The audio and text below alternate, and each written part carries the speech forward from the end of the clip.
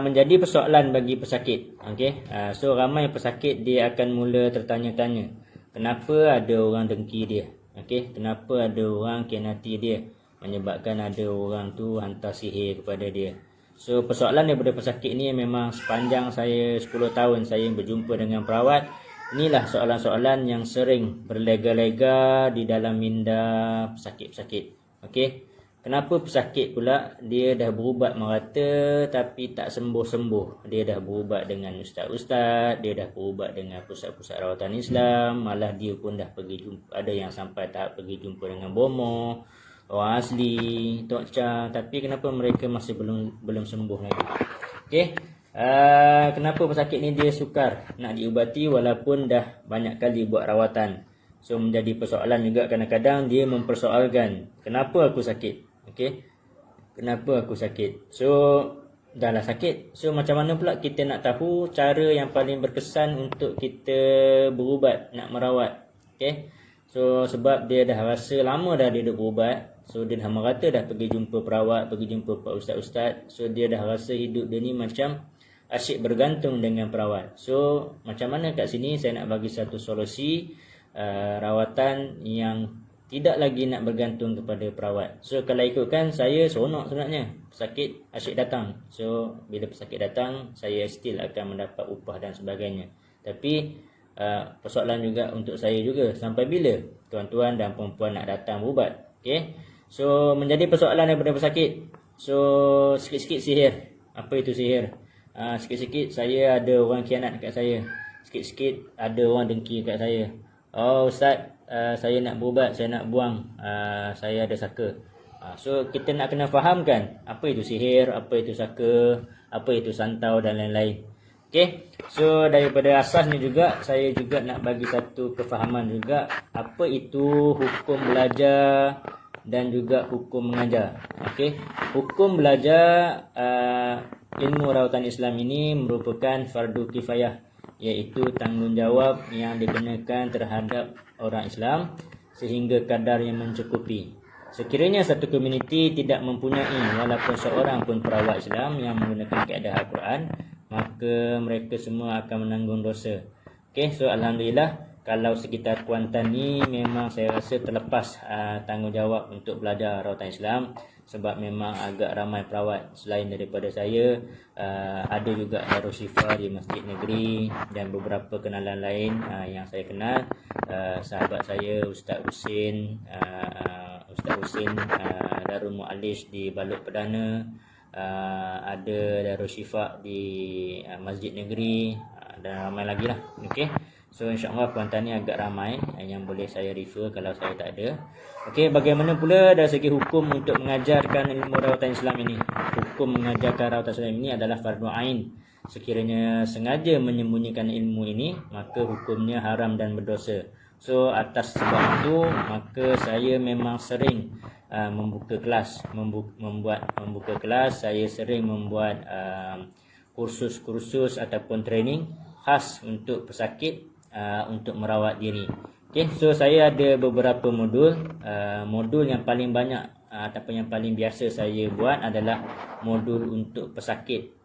Pesakit perlu belajar untuk merawat diri. Itu modul yang paling banyak saya buat lah. Ada juga modul untuk menjadi perawat. Ada juga pesakit-pesakit bila dia dah lama rasa sakit, dia rasa berminat untuk belajar dan menceburi bidang rawatan Islam ni, insya-Allah kita boleh belajar.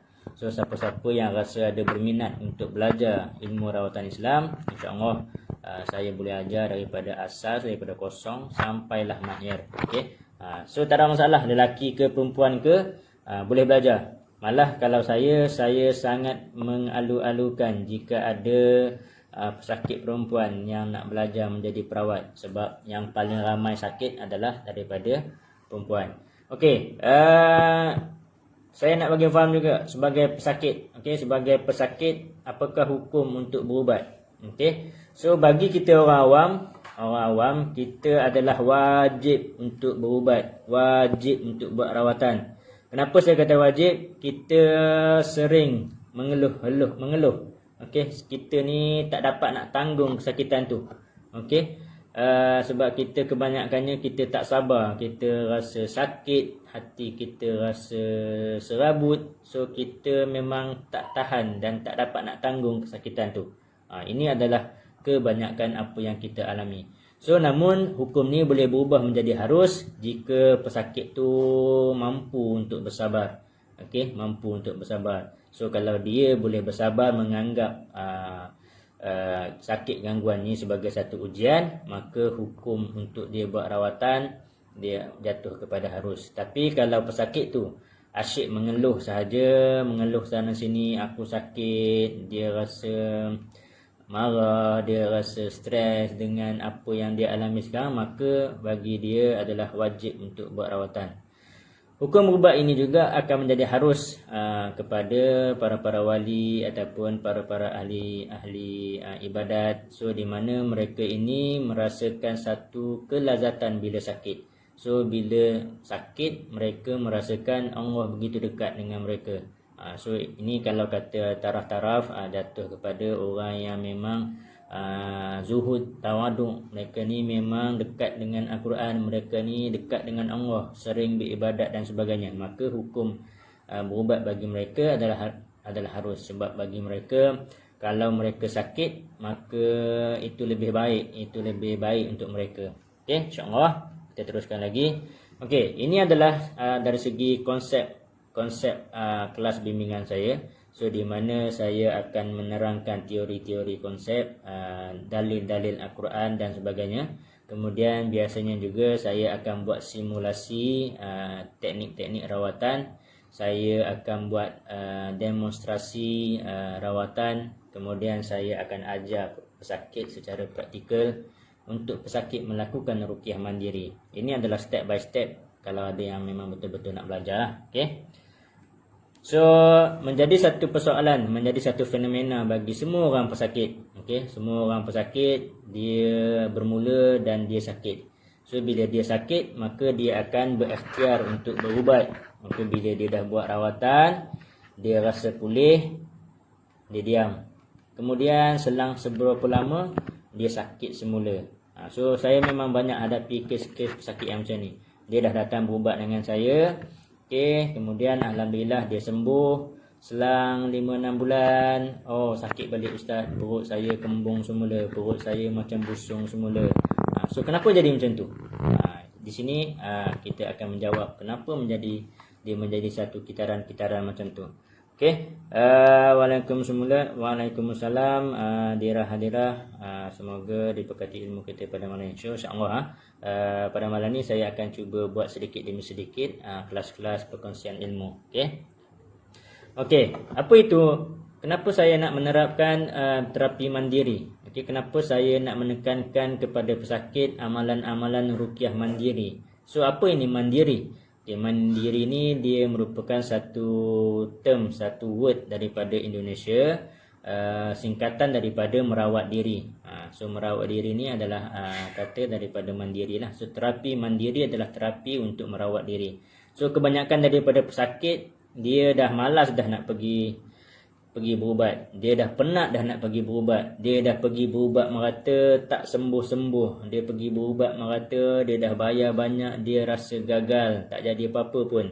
Malah sampai satu tahap dia mula bosan. So kemudian si suami pula dah mula mengecam dia, asyik nak jumpa dengan perawat je, asyik nak jumpa dengan perawat je. Maka si suami sudah mula bosan nak bawa si isteri pergi berubat. Maka akan berlakulah satu perasaan, iaitu kita berputus asa untuk berikhtiar lagi. So di saat-saat kita berputus asa itu, mulalah jarum-jarum si tok bomoh ni menyucuk kita untuk mencari satu jalan pintas untuk sembuh kononnya. Okey, so ini adalah satu fenomena yang berlaku kepada rata-rata pesakit. Seperti yang saya cakap tadi, saya dah hampir 10 tahun, 11 tahun, 12 tahun di dalam dunia rawatan Islam ni. Saya dah jumpa dengan beribu-ribu orang. Bukan yang setakat dengan live saya ni baru 12 orang. Saya dah jumpa saya dah rawat beribu-ribu orang, 4-5-6 ribu orang. So dah macam-macam situasi yang mereka alami. Okey, so kita kena faham bahawa kita kena yakin dahulu bahawa Al-Quran itu sebagai penawar dan juga sifat. So daripada surah Al-Isra ayat 82, wa nunazzilu minal Qur'ani ma huwa syifaa'un wa rahmatun lil mu'minin wa la yaziduz zalimina illa khasara. Dan kami turunkan Al-Quran secara beransur-ansur ayat suci yang menjadi penawar dan rahmat bagi orang yang beriman kepadanya. Dan Al-Quran tidak akan menambahkan orang-orang yang zalim disebabkan keadaan mereka melainkan kerugian jua. So, kita kena faham kat sini ada satu kata kunci. Al-Quran itu hanya akan menjadi penawar dan rahmat. Okay, di sini ni adalah kata kunci dia ni. Okay, Al-Quran itu menjadi penawar dan juga rahmat hanya bagi orang-orang yang beriman. So, kenapa kita sebelum ni bila kita beramal tak sembuh? Okay, sebab kita punya keyakinan terhadap Al-Quran, kita punya keyakinan terhadap ayat-ayat Al-Quran tak cukup kuat. Okay, kita tak betul-betul yakin dengan Al-Quran ni. Okay, so itulah kadang-kadang menyebabkan kita tak berapa sembuh. Okay, sebelum tu juga saya juga nak bagi satu penjelasan juga tentang perbezaan di antara rawatan Islam dan juga rawatan bomoh. Okey, rawatan Islam tu apa? Ruqyah syariah tu apa? Ruqyah tu apa? Okey, ruqyah merupakan jampi. So ruqyah ni dia boleh terjadi kepada dua. Ruqyah syariah, jampi-jampi yang menggunakan ayat-ayat Al-Quran ataupun doa-doa yang jelas maksudnya. Ataupun ruqyah syirkiyah, iaitu jampi-jampi serapah, mentera-mentera yang mana kita tidak faham dan tidak tahu apa maksud dia. Okey, so rawatan Islam ini merupakan satu munajat di mana kita memohon pertolongan daripada Allah Subhanahu Wa Taala. Okey, kita bacakan ayat Al-Quran dengan niat untuk menarik rahmat daripada Allah Subhanahu Wa Taala. Manakala rawatan bomoh pula dia merupakan menggunakan khidmat daripada jin, merupakan satu istidraj. Okey, rawatan Islam dia akan menggabungkan rawatan-rawatan ubat-ubat herba-herba. Tak kisahlah ubat-ubat hospital pun kita boleh gunakan, tak ada masalah.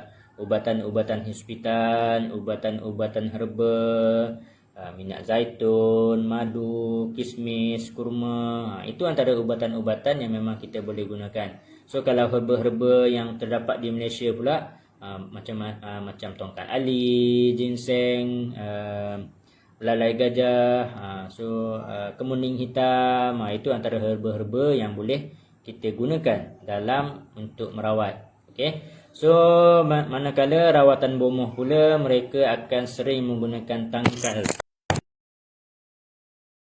Manakala rawatan untuk bomoh pula mereka akan menggunakan tangkal, wafak, azimat dan sebagainya. So insya-Allah saya akan nanti akan memperjelaskan apa itu tangkal, okey, azimat tu macam mana, wafak tu bagaimana, insya-Allah dalam slide-slide yang seterusnya lah. Okey, insya-Allah ini serba sedikit dahulu tips dan juga perkongsian pada malam ni. InsyaAllah esok saya akan sharekan lagi beberapa slide. Okey, beberapa slide. Okey, sebelum tu saya masuklah satu slide lagi. Okey, slide ni penting. So macam mana kita nak kenal pasti Tok Bomoh? Macam mana kita nak kenal pasti dia tukang sihir? Macam mana kita nak kenal pasti dia perawat-perawat yang tidak menepati syariat? Ini salah satu topik yang sangat-sangat penting. Okey. Lately ni, sekarang ni di zaman serba moden ni,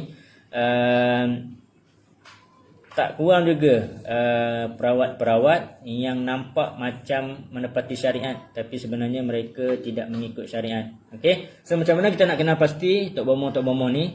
Antaranya mereka ni bila buat rawatan mereka meminta pakaian ataupun bekas pesakit, nak minta baju ke, nak minta sapu tangan. Malah yang lebih banyak berlaku meminta pakaian dalam si pesakit. Sebab tu saya selalu pesan juga kepada pesakit, pakaian-pakaian dalam jangan jemur di luar di waktu malam ataupun di waktu pergi kerja ke apa ke. Kalau boleh yang bahagian seluar-seluar kecil apa semua tu sidailah di dalam rumah. Takut-takut kalau ada orang ambil untuk dijadikan sebagai barang sihir. Okey, yang seterusnya tukang sihir dia akan menyuruh pesakit membawa haiwan untuk disembelih. Okey, dia nak bawa kambing hitam ke, ayam hitam ke, untuk dijadikan sembelihan. Itu tak boleh. Untuk dijamu, ada setengah dia kata untuk sembelih, kadang-kadang dia kata untuk dijamu. Ini juga antara ciri-ciri tok bomoh lah. Yang haiwan untuk disembelih ni bukan untuk nak buat kenduri ya. Kalau nak buat kenduri akikah ke apa ke, itu tak ada masalah. Ini yang dia nak bawa, dia ambil haiwan tu untuk disembelih, untuk dijamu kepada jin yang sakit. Banyak juga berlaku di sebelah pantai timur, dia jamu pulut kuning. Okey, dia bawa pulut kuning ni nak jamu dekat tok-tok nenek dulu dan sebagainya. Nak jamu kepada jin tanah dan sebagainya. Ini tak boleh. Ini antara ciri-ciri tok bomoh lah. Memberi azimat-azimat. Okey, azimat nanti saya akan cakap lagi. Dia akan membaca jampi-jampi serapah yang kita tak faham. Okey. Sebab tu dalam rawatan Islam kita kena jelas. Sebab tu bila saya bacakan ayat ruqyah, saya akan bacakan sebutan satu persatu secara jelas. Tak nak ada ragu-ragu. So kalau siapa yang ada datang buat rawatan dengan saya di pusat rawatan, saya akan menggunakan speaker 1000 watt speaker saya tu. Satu pusat rawatan akan dengar apa yang saya bacakan tu. Okey. So tok bomoh juga, tukang sihir juga, dia akan memberi kain 4 segi yang biasanya akan mengandungi rajah-rajah ataupun carta-carta. Dia akan buat gambar-gambar. Okey. Ada juga tok bomoh yang dia tak bagi sentuh air. So kalau dah pesakit tu tak boleh sentuh air, maka pesakit tu dah tentulah dia tidak boleh solat. So inilah. So itulah tujuan matlamat tok bomoh tu. Dia tak nak kata secara direct untuk tak nak bagi solat. So tapi dia menetapkan syarat supaya pesakit tidak menyentuh air. So secara automatik pesakit tu juga tak boleh tak sembahyang lah nanti. Okey, so dia akan suruh pesakit tu memencilkan diri, duduk dalam bilik, jangan bergaul dengan orang. Ada juga yang tok bomoh dia akan suruh pesakit menanam barang-barang di depan rumah konon-kononnya untuk sebagai ikhtiar dia, ataupun dia bagi barang-barang kulit-kulit haiwan ataupun kertas-kertas yang dia dah tuliskan rajah-rajah sihir, kemudian dia suruh pesakit bakar untuk sedut asap dia. Itu pun pernah juga berlaku. Yang baca sesuatu yang tidak difaham ini macam jampi serapah yang saya terangkan tadi lah. Ataupun si tok bomoh ni menggunakan jurus-jurus yang kita nampak pun pelik. Okey, pukul-pukul daripada jauh, tarik daripada jauh, sembelih-sembelih dan sebagainya, tangkap jin masuk ke dalam botol dan sebagainya. Ataupun yang seterusnya, si tok bomoh ni merawat dengan kaedah menurun. So saya rasa ramai orang faham kot menurun. Dia telah biasanya bila menurun, dia telah ambil jin masuk dalam tubuh badan dia, lalu jin tu menggunakan tubuh badan dia untuk berubat. Ni banyak juga berlaku lah. Okay. Kebanyakan juga tok bomoh ni dia akan dapat ilmu daripada mimpi. Ini juga ciri-ciri tok bomoh. So kita kena faham konsep bila kita belajar ilmu ni kena ada guru. Okay. Tuan-tuan bila nak belajar boleh menganggap saya sebagai guru. So kena belajar daripada saya. So saya pula, saya dulu pun belajar pun saya ada guru saya. Okey, saya ada guru saya yang tempat saya rujuk untuk saya belajar. Guru saya ada guru lagi. Dan insya-Allah mudah-mudahan sampai kepada Rasulullah. Okey. Ada juga tok bomoh ni dia mengaku tok wali ataupun mengaku arwah-arwah keturunan kita yang dah. Okey, itu semua antara ciri-ciri tok bomoh lah. Okey, yang paling jelas jika perawat tu dia menggunakan khadam, dia menggunakan sahabat, dia menggunakan bantuan-bantuan daripada makhluk jin. So secara jelas ayat Al-Quran daripada surah Al-Jin ayat 6, wa innahu kana rijalun minal insi ya'uzuna birijalin minal jinni fazaduhum rahaqa. Terdapat segolongan lelaki daripada bangsa manusia meminta pertolongan daripada lelaki daripada bangsa jin. Sesungguhnya perbuatan mereka ini hanyalah menambahkan sia-sia saja, kesesatan dan sia-sia saja. So dalil Al-Quran ini jelas menolak supaya dan menolak daripada kita meminta pertolongan daripada golongan jin.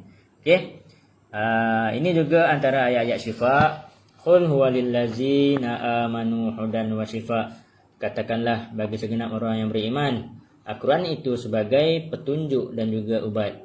So kat sini juga keyword yang paling kita kena faham, Al-Quran itu hanya akan menjadi petunjuk dan juga ubat kalau kita beriman. So macam mana kita nak beriman dengan ayat-ayat Al-Quran? Maka perlulah dengan adanya ilmu. Kalau tak ada ilmu, macam mana kita nak beriman? So macam mana kita nak ada ilmu pula? Perlulah dengan kita berguru. Dengan ada guru, barulah kita ada ilmu. Macam mana kita nak ada guru pula? Tak dapat lari tidak, kita perlulah belajar, mencari guru supaya kita dapat mencari ilmu. So ayat syifa yang seterusnya, ya ayyuhan nasu qad ja'ankum mau'izatun min rabbikum wa syifaa'un lima fis suduri wa hudan wa rahmatun lil mu'minin. Hai manusia, sesungguhnya telah datang kepadamu pelajaran dari Tuhanmu dan penyembuh bagi penyakit-penyakit yang ada dalam dada, serta petunjuk serta rahmat bagi orang-orang yang beriman. Sekali lagi, ayat-ayat syifa ni memberi keyword yang sama. Al-Quran itu akan menjadi sebagai pelajaran dan penyembuh bagi segala penyakit yang ada di dalam dada kita, serta rahmat hanya kepada orang-orang yang beriman. So tak dapat lari tidak, kita perlu tingkatkan keyakinan kita terhadap mukjizat yang paling agung ni. Kita kena tingkatkan keyakinan kita akan Al-Quran. So bila kita yakin dengan Al-Quran, barulah kesembuhan tu akan datang. So kenapa sebelum ni buat rawatan tak sembuh-sembuh?